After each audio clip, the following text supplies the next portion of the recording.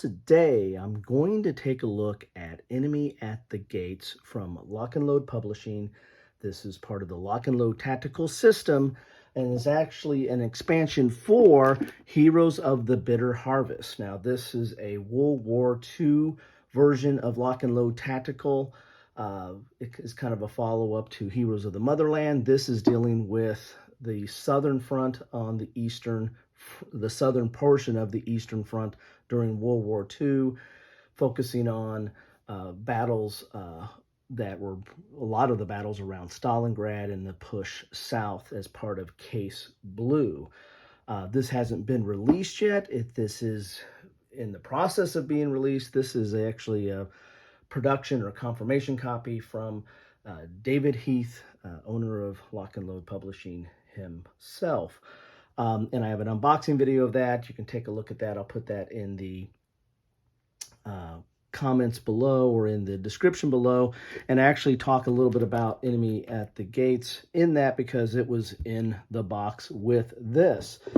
So if you're interested in the Lock and Load tactical system, and especially if you're interested in the World War II versions of it, Lock and Load Tactical covers a lot of different time periods, but if you're interested in the World War II portion of it, then this right here might be something you want to look at. And of course, then you'll want to get the expansion as well. Now, the Enemy at the Gates I think it will probably come, I don't know if it will come in a bag like this, but Lock and Load Tactical expansions, I think, usually come bagged. What it contains is, well, let's take a look at what it contains. Now, the counters are really come off the counter sheet easily, so I got to be careful how I pull this out because counters will go everywhere. So what you're going to get module rules and scenarios. We'll take a little look at that. You're going to get 4 maps.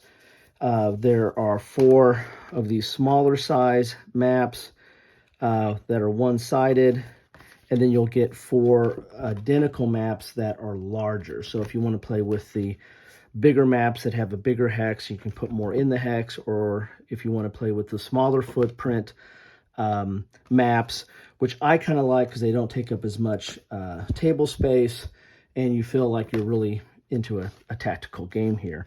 But the big maps, or I think they might call them the X maps, are nice as well. So you get 4 maps, and the other 4 larger ones are underneath here. I'm using those to prop up the counters because they will jump out of here. So you get 1 counter sheet. This is going to add some severe rubble, which is kind of a unique condition of Stalingrad. It was a long siege, a lot of shelling, and a lot of the buildings were reduced to rubble. So that's going to be a different terrain to navigate in your tactical scenarios. There's also sewer movement, and you'll see some counters here for that. Some of these have popped out, and I've popped them back in.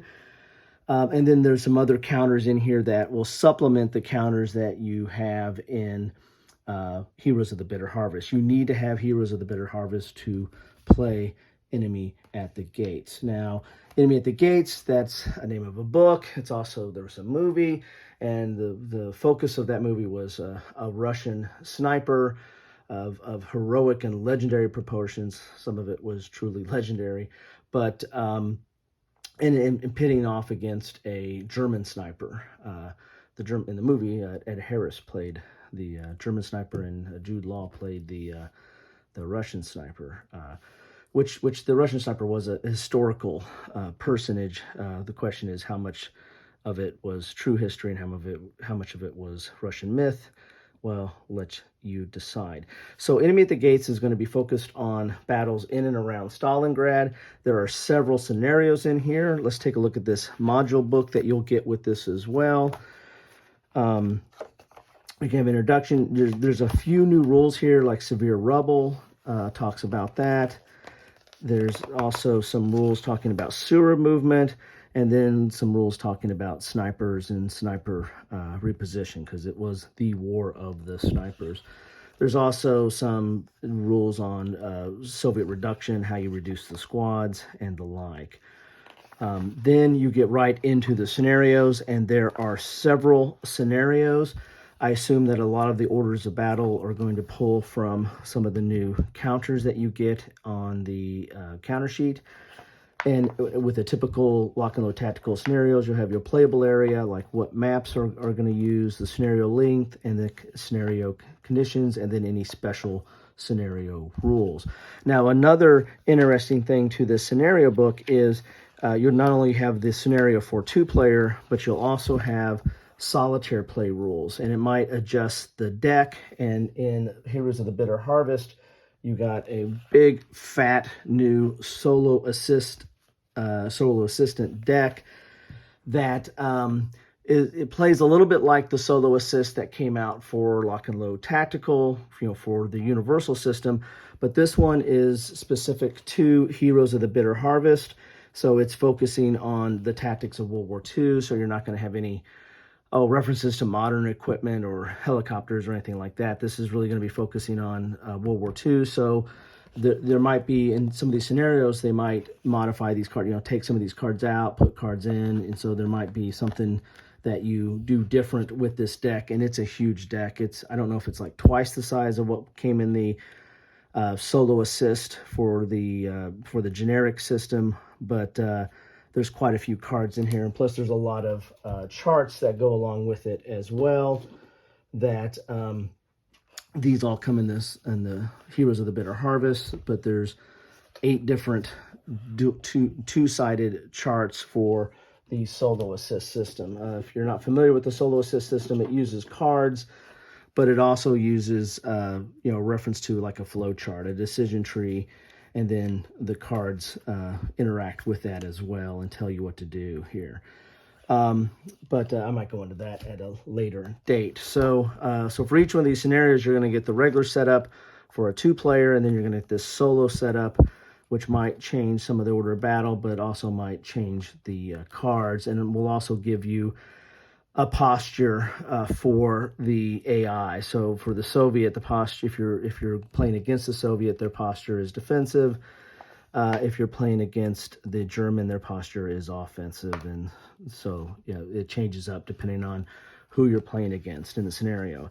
And there's several scenarios in here.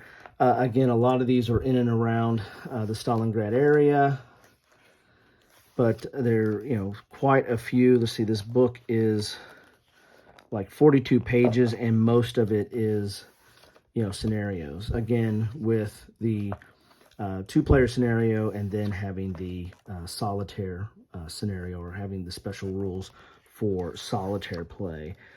And there's some really, the Tractor Works, if anybody who played the legendary or infamous Squad Leader, which kind of kicked off the whole small unit tactical, or at least squad level type war games, especially for World War II. The Tractor Works was one of the first scenarios I think I ever played in for Squad Leader.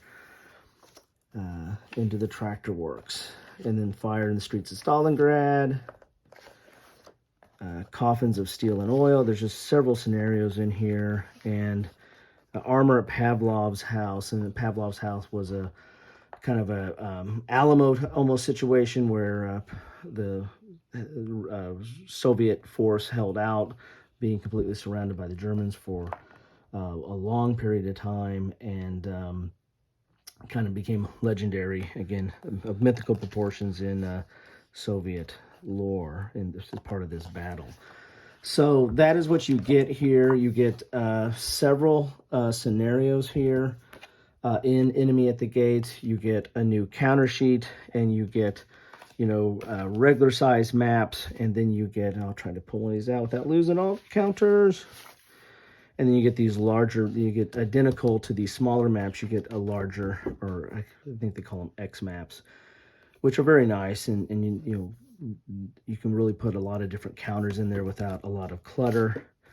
And as you can see here, there's a lot of buildings because, Stalingrad was an urban battle situation, so there's going to be a lot more buildings. Again, you have the rubble, you have the sewer movement, so you have some new rules that are dedicated to that as well. So I'm not sure when all this is releasing, but be on the lookout. If you're interested in Heroes of the Bitter Harvest, then you're probably going to be interested in Enemy at the Gates as well. That's what I have for you today.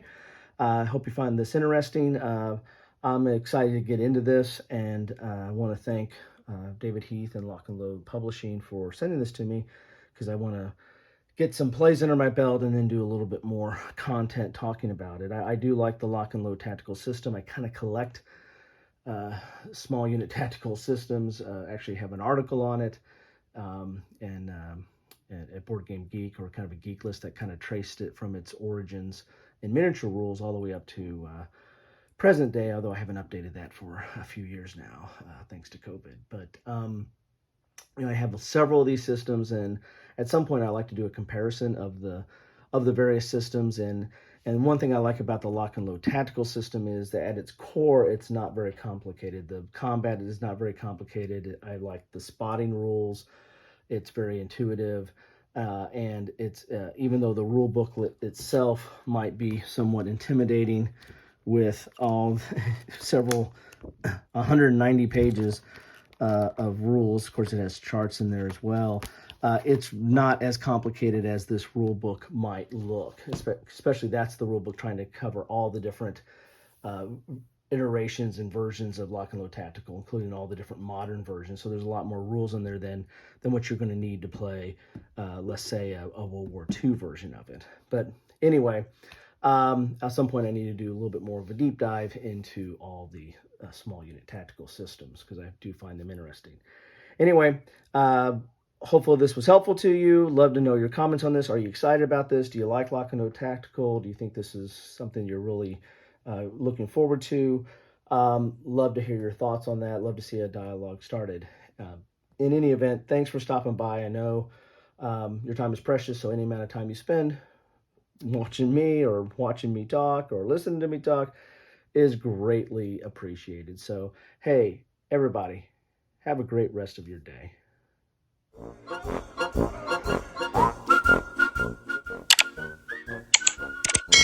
Thanks for watching.